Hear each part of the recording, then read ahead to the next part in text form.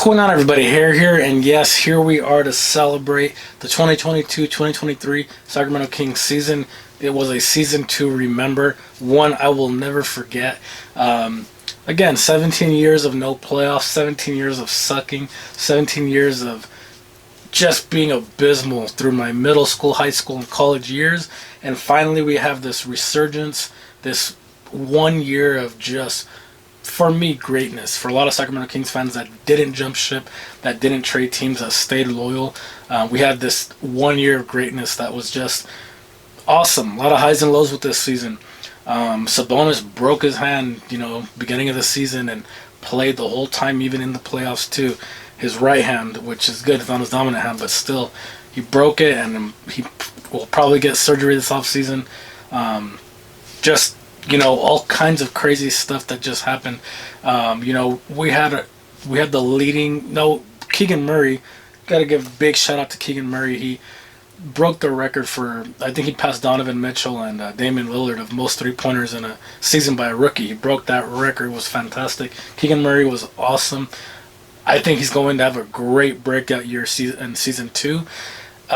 He was just amazing. Great selection by our Kings.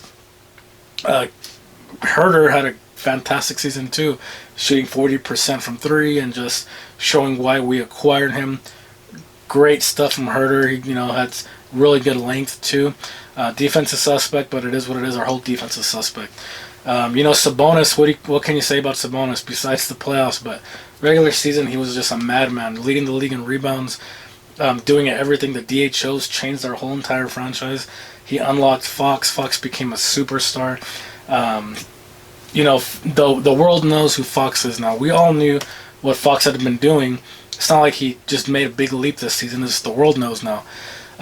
We were on prime time. We had that TNT game against the Nets and Kevin Durant at the time when he was there. Scored 150 plus. Terrence Davis went off for 30 plus.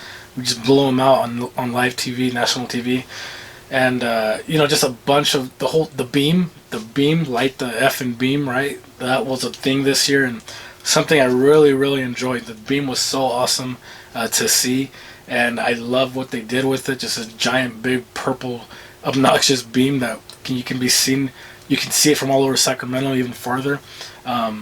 Just fantastic. We were there to witness it. I went to, check them blow out the magic. That was awesome. Just so much great storylines with the Monk and Fox connection. The run on YouTube, their show, the Fox and Monk show. Just, you can see how much fun Fox was having this season. He was playing with one of his best friends. They had such a great connection. That a lot of flashy plays, dunks and alley-oops and just threes. And Monk was such a fantastic acquisition. His whole Band-Aid thing, the beginning of the season, I remember my dad was even wearing a Band-Aid, but everybody was wearing a Band-Aid for a little while. When Monk got a cut, he made it cool again. Mike Brown, Coach of the Year, changed the franchise. Great coach. Very happy that we chose him.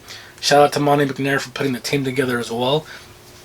Fox winning the Clutch Player of the Year award. He came through so many times making clutch plays. He's a superstar. Fox is a legit superstar. Again, Sabonis, like I said, changed the whole franchise with the whole Halliburton trade. The DHOs leading the league in rebounds, just everything. Sabonis is fantastic. All with the broken hand. Now, I do got to say, I feel really bad for Richaun Holmes, who, if anything, if there's a low point besides losing in the playoffs, that was a low point, because Richaun Holmes at one point was our starting center for about, a year and a half, 2 years ago. And now he played pretty much nothing besides that Laker game, where, that was pretty awesome to see. Sabonis had injured his hand. Richaun started and he won. We won in LA. We heard the light the beam chants in LA against the Lakers, which was so fantastic. And he even got emotional in that post-game press conference because he hasn't played all season. He doesn't really fit the squad anymore. Losing Halliburton doomed him, because Halliburton was Richaun Holmes was a PNR guy. That's what he does. He's a pick and roll guy, energy guy. Not really a rebounder, not really a shot blocker to an extent. He can't shoot. I mean, he's not a DHO guy. Basically, the exact opposite of Sabonis. Sabonis isn't a great shooter either, but still. So losing Halliburton really messed with Holmes, because now we play a whole different style of basketball, a finesse type, a more structured type, and that's not good for Holmes because, if he was shot blocking, making threes, doing all that, rebounding would be great, but, it just doesn't have it right now. So I expect him not to be here next season. His contract will be difficult to move, but still, I feel bad for Holmes. He's a great dude, great energy guy. He still high-fived all the teammates, was always running in practice, supporting everybody. His parents are heavily involved, but, got to feel for Holmes. Metu, I don't think will be here either. We, again, shout out Keegan Murray, Herter, Sabonis. Harrison Barnes had a very, very up and down year, more down than up. He had some games where he couldn't miss from three, and then just a lot of disappearing acts. He's not really fitting the timeline anymore either, which you do want a vet, but a vet that contributes. Not a Haslam situation. But even Haslam's a vocal leader too. So, but he's a great dude as well. And again, it's just been a fun, fantastic season. Light the beam, Coach Brown, Fox, the emergence of Fox. Fox, like I said, he's a superstar now. Sabonis, it's just been a really fun season. Can't wait to see Murray next year. Maybe with his brother as well in the draft, we'll see.